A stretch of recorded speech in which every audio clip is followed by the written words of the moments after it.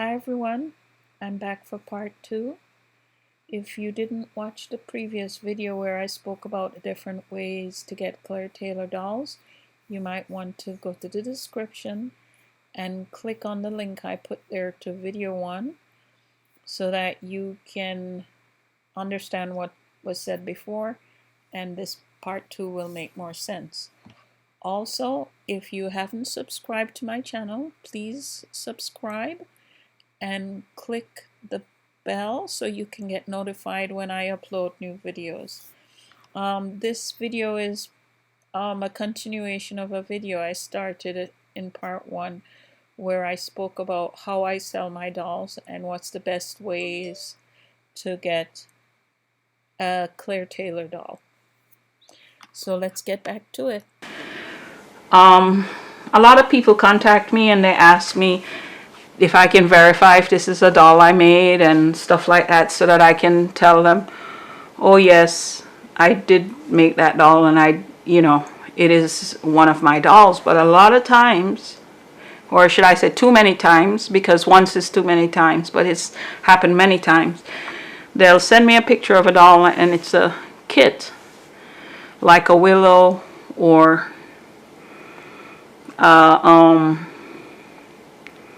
a sage or a Tate, and they'll say, I bought this doll and I just wanted to see if you could replace the certificate.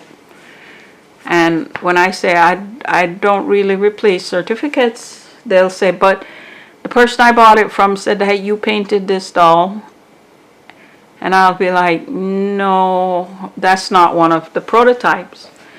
They, because they sell them the doll, they tell them it's a prototype and it's one that I painted, but it isn't. And then they're stuck with a doll that I didn't paint, or they bought it thinking I painted it. So I said, you know what, if I don't paint any of these dolls, then that will stop happening after a while. It might not stop happening, but at least if they, from now on, if they go, they're not going to find the doll that I made, because this doll is going to stay with me. I have an Amelia that's like over 10 years old, and I have like Janine that's even older than Amelia. And I think she's like 11 years old. So when I keep a doll and I say it's gonna stay, it's gonna stay. But I think it's better if they all stay with me because of situations like that. So I won't be painting any more prototypes on the kits anymore. If I paint one, I will share it, but I probably won't be painting them. I know I won't be painting them and putting them for sale, because that's how I feel about it right now. Okay, the fourth way to get a doll from me is to purchase a completed doll. And this part is the part that's very rare, because I don't make many dolls anymore. Last year I didn't make any dolls until I made Courtney. Courtney was the first edition I made, and I only sold one of them in December. All the other dolls that I had sold were back in January or February.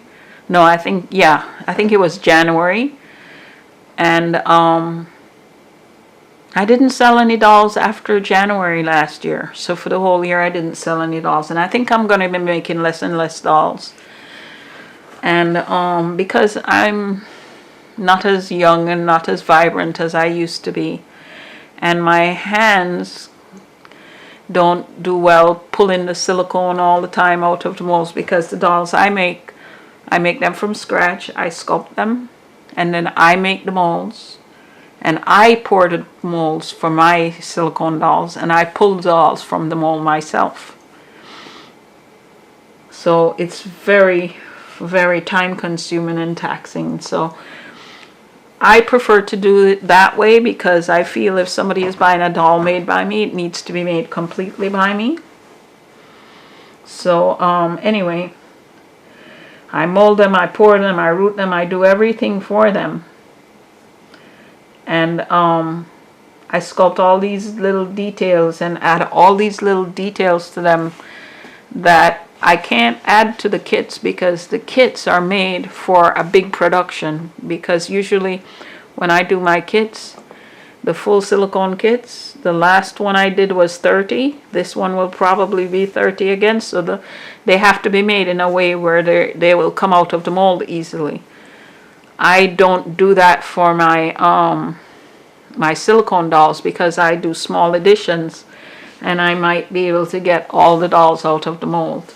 So the molds are more complicated, so there are less and less of them. And I think that if I focus on painting them rather than painting prototype dolls, there'll be more of them available. So I sell my doll editions in different ways. And whenever I sell a doll, I get a lot of feedback from the community, and there's no way to avoid it.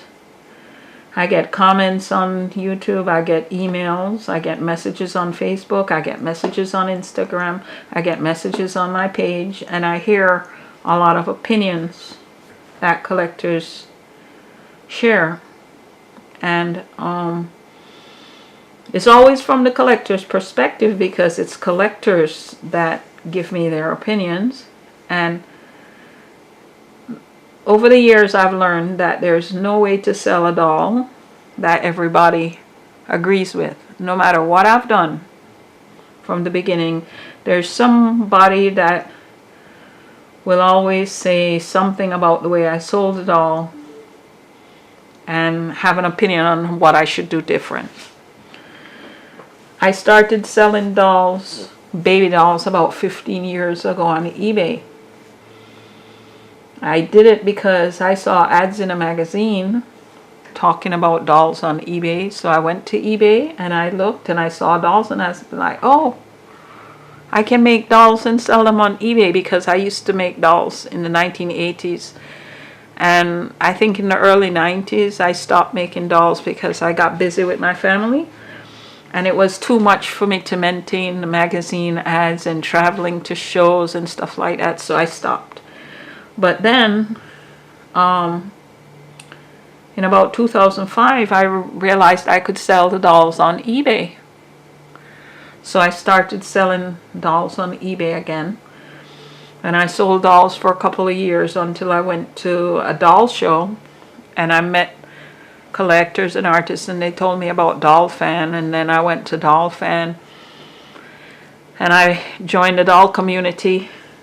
And then I still had to sell on eBay because I was new and they didn't know me, and they preferred to buy on eBay where they felt safer.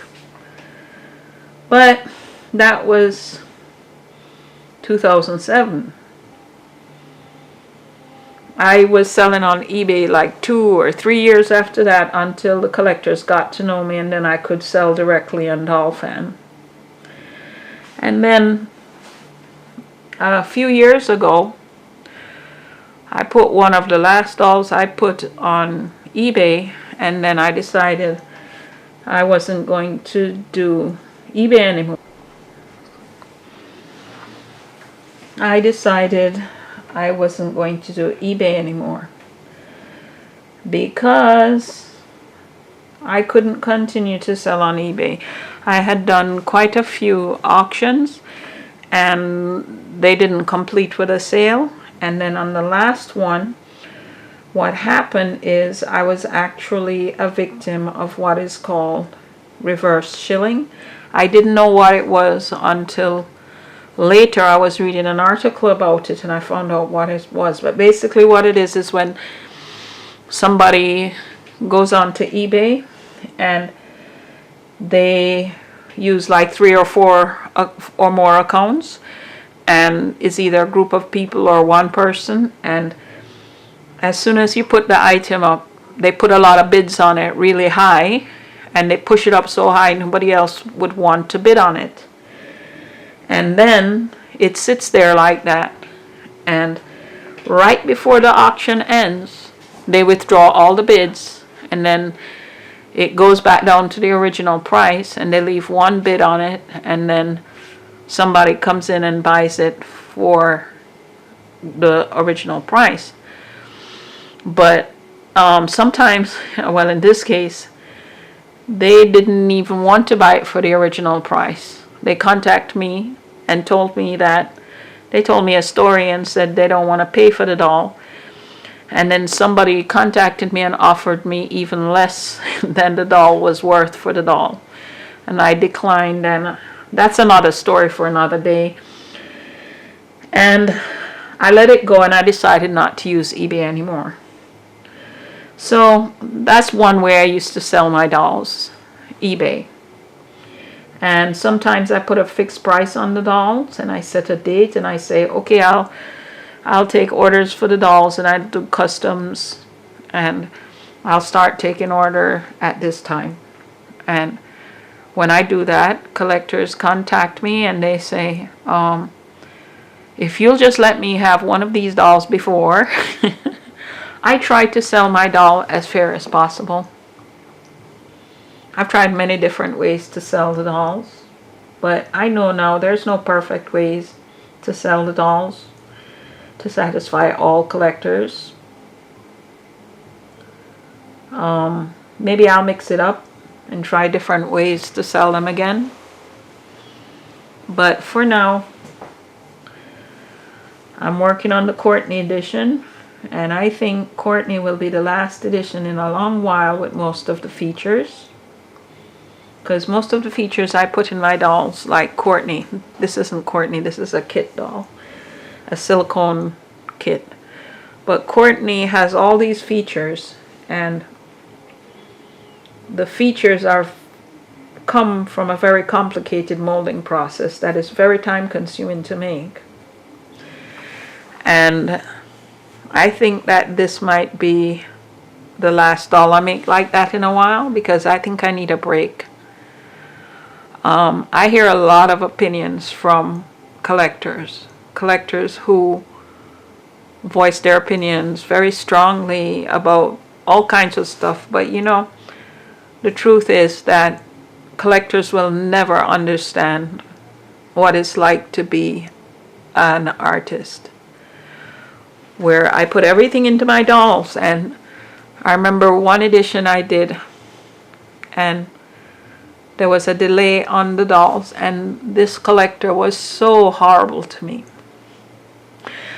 There was even one time, I won't specify which edition it was or anything, but I'll say that my son was in an accident, and when he was in the accident, I had to email the collector, and I said, I know your doll was supposed to be ready at a particular date, but my son was in an accident, and I have to deal with that right now, and I will get back to you. And she wrote me back immediately, and she said, so when will I get my doll? She never said, is your son okay? Or will he be all right? Or how are you doing? She immediately wrote back, so when will I get my doll? So I realized that when you're doing these custom dolls, sometimes the people you're making the dolls for, they don't really understand that you're not maybe manufacturing the doll or something, or they don't realize that you're a person and things happen in life, and they don't share any kind of compassion. I'm not saying all collectors are like this, but when you get the one collector that is like that, it's very difficult. I did a big edition one time, and one collector, she contacted me and she said, oh, she wrote me a horrible letter because she was upset because her doll came the last. And I'm like, well, it had to come last, and she had to sit and watch everybody else get their dolls before her. But she had the last doll in the edition. When the orders came in, I gave out the numbers by, when the person contacted me, and she sent me such a horrible letter. And I decided not to respond. I wrote her back and I said, okay, thank you for your opinion. So anyway, let me go. I hope I explained to you how to get it all. Basically, visit my store and on my website, www.clairetaylordolls.com. And if you click at the top of the website, it has a link to my store. And when you click that link, you can buy the vinyl kits and the cloth body silicone kits, and I'll send out an email to my mailing list letting them know how they'll be able to get this kit. This is a full silicone kit like I went over before when I do release this kit. So also I would say go to the top of the page and subscribe to my mailing list, because before I put this doll up for sale, or this kit up for sale, sorry, this doll won't be for sale, a blank kit of this doll will be for sale. Before I put this kit up for sale, then I will send out an email to the mailing list to let them know.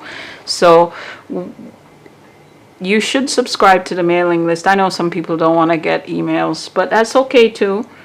But that's one of the first things I do when I have new information. I send it to the email list first, because I know those collectors are serious and they want the information because they took the effort to subscribe. So now you know how to get the vinyl kits and all the other dolls. The only thing you need to know is when I list another doll, and I've told you about the mailing list and everything. So if you don't want to join the mailing list, you can also subscribe and ring the notification bell, so that if I put up a video when I have a new doll, you will know and you will be able to probably get that one. But I can't tell you how I will sell a doll if or when I put another one up for sale, because I don't know. I'll just use whichever way I feel like at the time, because like I said, it doesn't matter. There's always going to be somebody saying this doesn't work for them, but I can't cater to everyone all the time because it's just impossible. So thanks for watching my video, and you stay safe. Goodbye.